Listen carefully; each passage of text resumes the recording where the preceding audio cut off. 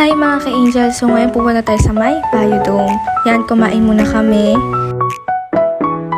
Tapos ayan, malapit na kami guys. So tabi pala ng Biodome is Manila Ocean Park. Yan, na Philippine Biodome. Pag nasa labas kayo guys, parang ang liit niya tignan. Pero let's see, tignan natin kung anong meron dito sa loob. Dito daw yung saltwater crocodile. Pero guys, sarado kasi siya sa loob. Pwede dyan mag-picture. Ngayon, wala din yung crocodile. Hindi ko alam kung nasan. Ito na nga guys, nakapasok na tayo sa loob. Tapos paikot siya kung makikita nyo. Ang ganda dito guys. Ayan, nag-picture pa ako. Tapos yan, pinasok na namin. Umakyat na kami sa taas. Kasi paikot nga siya. Yan, lakad-lakad. Puro to lakarin din. Pero maganda guys kasi yung lalakaran mo may ganyan, may harang, tas may enjoy mo yung view na nasa paligid mo. Hanggang 3 palapag to guys, yung paikot na to. Tapos pataas siya ng pataas. Ganda dito, ang daming ibon, iba't ibang ibon. Every floor pala may papasukan tayo, tapos iba't iba din yung nandoon sa loob. So as you can see guys, dyan tayo kanina galing sa baba. Tapos ngayon paakyat na tayo ulit. Ibang animals naman ang nandito. Tapos yung nakikita nyo yan guys nasa labas is Manila Ocean Park. Tanaw dito. Excited na siya. Ano kaya itong tingnan natin? Hornbill, Rufous Hornbill. Ayun guys, kita nyo. Ganun lang siya. Ang lungkot nila. So, dalawa pala sila.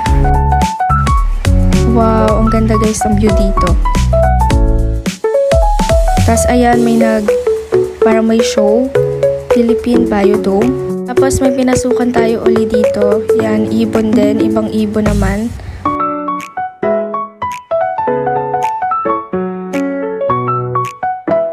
Tapos, ayun, meron din ditong bilihan ng mga pasalubong.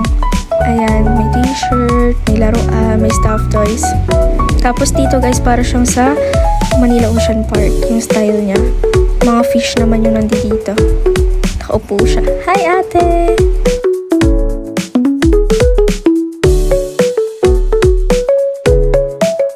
Tapos ito guys, yung pinaka-gusto ko dito, yung did you know na room.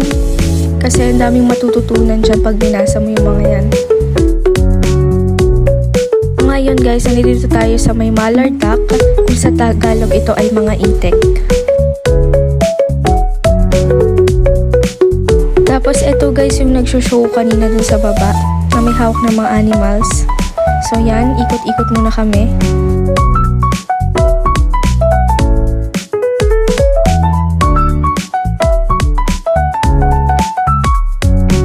Tapos dito pala guys nakalagay yung otter.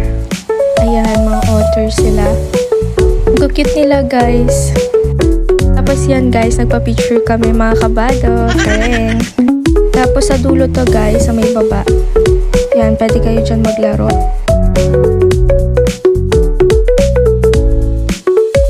Meron din sila dito ang kainan guys. Basta ipapasok lang kayo dyan. Dito din sa park na to. So yun lang mga ka-angel, I hope you like and enjoy my video. And see you next my video. Bye bye!